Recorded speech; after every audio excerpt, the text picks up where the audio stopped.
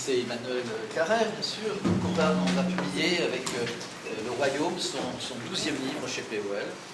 Je peux parler d'abord. Non, je préfère commencer par la petite lecture, là, et ensuite je fais la présentation.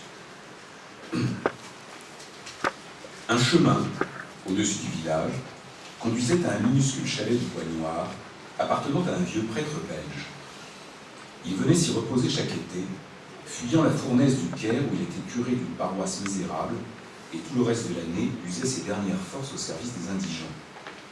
Il a fini par mourir récemment, mais quand je l'ai connu, il paraissait déjà très vieux et très malade. Son visage raviné avait pris tout entier la couleur bistre des cernes qui entouraient ses yeux noirs, étincelants, scrutateurs. Il n'y avait que 2 pièces dans le chalet, et celle du bas, l'ancienne réserve à foin, était aménagée en chapelle, les murs couverts d'icônes. Le père Xavier était un prêtre melkite, obédience qui combine le dogme catholique et le rite byzantin, et survit de façon de plus en plus marginale au Proche-Orient. Comment l'héritier d'une grande famille wallonne s'était retrouvé prêtre melkite, on me l'a dit, je l'ai oublié. Tous les matins, tôt, il disait sa messe, à laquelle assistaient 4 ou 5 personnes du village, dont un garçon mongolien, on disait mongolien à l'époque, la prisonique, qui tenait le rôle d'enfant de cœur. Par sa mère qui l'accompagnait, j'ai su combien ce garçon, Pascal, était fier de la responsabilité que le vieux prêtre lui avait confiée. Il attendait son retour chaque été avec impatience, et c'était beau de le voir, suspendu à son regard, guetter le battement de paupières qui lui faisait signe d'agiter la clochette et de manier l'encensoir. Les messes de mon enfance ne m'avaient laissé qu'un souvenir de contrainte et d'ennui. Celle-ci, célébrée par un homme épuisé pour une poignée de montagnards valaisans et un mongolien dont chaque geste disait qu'il était à sa place, qu'il ne l'aurait échangé pour aucune autre, m'a ému à tel point que je suis revenu les jours suivants. Je me sentais à l'abri dans cette remise à foin transformée en chapelle. Je rêvassais, j'écoutais. Je me rappelais ma dernière conversation avec Jacqueline avant l'été. Je n'en étais plus à dire que je ne voulais pas de sa foi. Je voulais bien de tout ce qui m'aurait permis d'aller moins mal. Seulement, je disais qu'elle n'était pas à la portée. Demande, m'avait-elle dit. Demande et tu verras. C'est un mystère, mais c'est la vérité. Tout ce que tu demanderas te sera accordé. Frappe à la porte, ose le geste de frapper. Qu'est-ce que ça me coûtait d'essayer? Le père Xavier a lu un passage de l'Évangile selon saint Jean, tout à la fin. Ça se passe après la mort de Jésus. Pierre et ses compagnons ont repris leur métier de pêcheurs sur le lac de Tibériade. Ils sont découragés. La grande aventure de leur vie a mal tourné, et même son souvenir se décolore. Ils ont lancé leur filet toute la nuit, mais n'ont rien pris. Du rivage, au petit matin, un inconnu les hèle. Les enfants, vous n'avez pas pris de poisson? Non. Jetez le filet à droite du bateau, vous en trouverez. Ils le jettent, ils doivent s'y mettre à 3 pour le remonter, tellement il est rempli de poissons. C'est le Seigneur, murmure le disciple que Jésus aimait, celui qui a écrit l'Évangile. C'est le Seigneur, répète Pierre médusé, et il fait alors une chose charmante, une chose qu'aurait pu faire Buster Keaton. Il était nu, il met sa tunique et saute tout habillé dans l'eau pour rejoindre Jésus sur le rivage. Jésus dit, venez déjeuner. Ils font griller quelques poissons, les mangent avec du pain. Aucun d'entre eux, disait-il l'évangéliste, n'osait lui demander « Qui es-tu » sachant que c'était le Seigneur. 3 fois, Jésus demande à Pierre s'il l'aime. Pierre jure que oui, et Jésus lui enjoint de faire paître ses agneaux, ses brebis. Mais pour finir, il dit quelque chose de mystérieux. En vérité, je te le dis, quand tu étais jeune, tu saignais toi-même ta ceinture et tu allais où tu voulais. Quand tu auras vieilli, tu étendras les mains et un autre te ceindra et il te conduira là où tu ne voulais pas aller.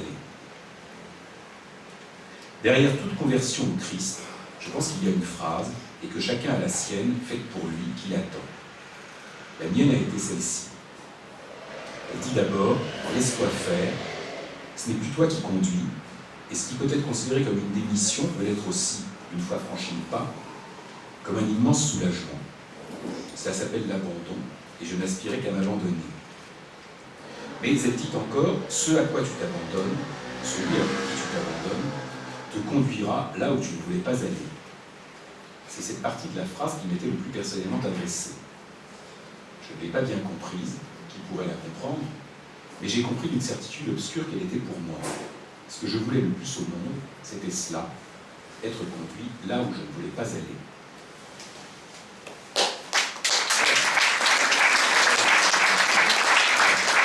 Moi, je commence à parler.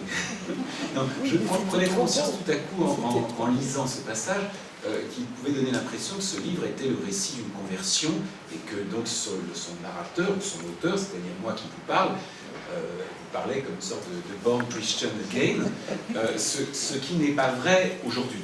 Ce qu'il aurait été si j'avais écrit ce livre il y a une vingtaine d'années, puisque c'est en effet un récit, enfin une partie, le début de ce livre, et la première partie, il y en a 4, est un récit autobiographique. J'essaye de raconter quelque chose, enfin, il y a maintenant un peu plus de 20 ans, dans des circonstances que je raconte en détail, je me suis converti au christianisme, j'ai décidé, enfin, en gros, de croire que ce qui était écrit dans les évangiles était non seulement quelque chose de beau, intéressant, passionnant, tout ce que vous voulez, mais en plus que c'était la vérité, enfin que le Christ était ressuscité, qu'il était le Fils de Dieu, que sa mère était vierge, une sorte de chose de ce genre. Voilà. Chose que je ne crois pas aujourd'hui, et que depuis assez un moment, je ne crois pas. Néanmoins, ça raconte une sorte de crise qui a duré 3 ou 4 ans, et donc, à laquelle jusqu'à il y a pas mal de temps je repensais, enfin quand j'y repensais avec une espèce d'embarras dont je ne savais pas très bien quoi penser, tout en sachant qu'il en existait des traces.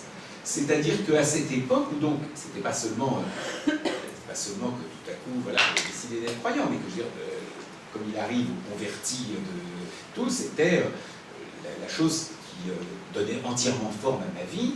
J'allais à la messe régulièrement, et quand je dis régulièrement, c'est pas tous les dimanches, c'est tous les jours. Je me confessais, je communiais, et qui plus est,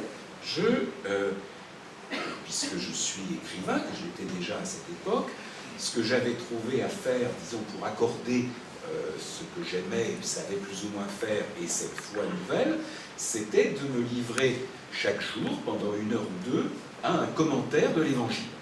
Et ces commentaires de l'Évangile occupent une vingtaine de cahiers que j'avais mis dans un carton et auquel je n'ai plus retouché pendant à peu près 20 ans. Et à un moment, entre autres, enfin, dans les dernières années, j'ai repris ces cahiers comme une espèce de témoignage, au fond. C'est intéressant d'avoir un témoignage comme ça, de première main, sur celui qu'on a été il y a une vingtaine d'années, qui croyait, dur comme fer, quelque chose qui, présent tout en continuant encore une fois à l'intéresser, lui paraît tout de même aberrant. Donc j'ai une partie de ce livre est une sorte de chronique de cette crise religieuse. Mais c'est pas seulement ça, parce que bien que depuis cette période, enfin, depuis assez longtemps, je me considère comme, dirais-je agnostique, dirais-je athée, bon, disons athée, pour aller plus vite. Il n'empêche que je continue à fréquenter les évangiles, à fréquenter la Bible. J'ai participé il y a une dizaine d'années, un peu plus d'une quinzaine d'années, à la traduction de la Bible qu'avaient lancé les éditions Bayard. Enfin, mais bon, voilà, c'est quelque chose qui continue à être très présent pour moi. La lecture là-dessus est très importante. Et au fond, depuis pas mal d'années, j'ai eu envie, et ça m'a pris vraiment, finalement, 7 ou 8 ans, d'écrire quelque chose sur les origines de, je ne suis pas le premier ni le dernier, il y a des centaines de milliers, si ce n'est des millions de livres, bien sûr, sur les origines du christianisme, disons, en étant dans cette espèce de jeu entre celui en moi qui a cru cela à un moment donné, et celui qui aujourd'hui s'y intéresse de très près, sans cependant y croire, mais dans une espèce de dialogue avec celui qui y croyait. Et je pense que j'espère que ce dialogue est ce qui fait un peu le prix de ce livre, qui alors par ailleurs est une sorte de récit, enfin j'essaye d'examiner, de mener une sorte d'enquête sur pas sur Jésus lui-même. Il s'agit en aucune façon d'une vie de Jésus, puisque en fait le livre se déroule entre en gros 50 et 100 après Jésus-Christ, que tous ces personnages principaux sont, disons, sont ce qu'on appelle Saint Pierre, Saint Paul, Saint Jean, tout ça, qui apparaissent dans ce livre comme des gens qui s'appelaient à ce moment-là Paul, Pierre, Jean, et encore, je vous fais grâce de leur nom grec, ou romain ou juif. Mais, et en tout cas, le personnage que suit le livre, qui en est un peu le fil conducteur, et l'évangéliste Luc, l'auteur d'un des 4 évangiles, l'auteur de l'évangile selon saint Luc, et j'ai essayé, au fond, de poser la question de qui pouvait être cet homme qui a écrit un de ces 4 petits récits sur lesquels, si déchristianisé que soit notre monde, repose malgré tout notre civilisation. Donc quel était son univers matériel, mental, tout ça, jusqu'à tous, même question très importante devant chaque verset de l'évangile que je scrute très très attentivement, d'où il sort ça? Qu'est-ce qui lui permet de nous le dire? Qui lui a dit? Où l'a-t-il lu? L'a-t-il inventé? Bon, et au fond, c'est une sorte de biographie d'écrivain, d'une certaine façon, puisque Luc était un écrivain. Et il faut dire aussi que, enfin, il y a pas mal de raisons qui m'ont fait choisir lui dans des 4, si je peux dire, mais l'une d'entre elles est que c'est le seul qui se présente comme un historien, un journaliste, un enquêteur, quelque chose comme ça. Disons, le prologue de l'évangile de Luc est un texte où il dit très clairement, il s'adresse d'abord à un païen, à quelqu'un de l'extérieur, en lui disant, voilà, je vais vous raconter cette histoire dont vous avez vaguement entendu parler, à laquelle vous vous intéressez, dont on parle beaucoup, sans savoir trop de quoi il s'agit, tout ça. Et moi, là-dessus, j'ai vraiment mené une enquête sérieuse, j'ai interrogé des gens, je ne suis pas du tout un témoin de première main, tout ça se passe 50 ans après la mort de Jésus, que Luc ne prétend pas avoir connu une seconde, mais il dit, j'ai mené une enquête, ce que ne dit aucun des 3 autres évangélistes. Et quant à moi, au fond, j'ai essayé d'enquêter sur ce qu'a pu être cette enquête. De dire, au fond, qu'est-ce que pendant 20 ou 30 ans, entre 50 et 80 après Jésus-Christ, comment ce type qui venait de l'extérieur comment il s'est renseigné, comment il est arrivé à cette histoire, comment il s'est renseigné là-dessus. Et donc c'est une espèce de, en suivant Luc selon donc un procédé qui est un peu, si vous voulez, celui des mémoires d'Adrien, des choses comme ça, c'est une sorte de... C'est une espèce de récit historique qui fait revivre ces premières 50 années du christianisme, tout en étant en même temps un livre dans lequel je suis très abondamment présent, qui essaye de faire qui fait constamment des rapprochements avec le monde d'aujourd'hui, avec ce que nous pouvons penser ou ressentir nous, et qui, encore une fois, est dans une espèce de dialogue avec le croyant que j'étais. Voilà. J'ai quand même une question à te poser. Il y a indéniablement, autrement que dans la structure et l'agencement des épisodes, quelque chose de romanesque dans ce livre.